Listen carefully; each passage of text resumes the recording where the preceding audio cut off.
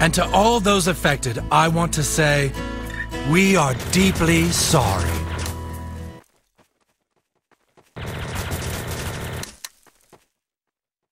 We're sorry.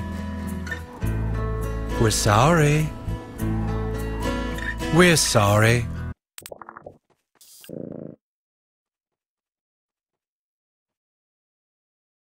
Oh, he's gonna do it again now. Sorry.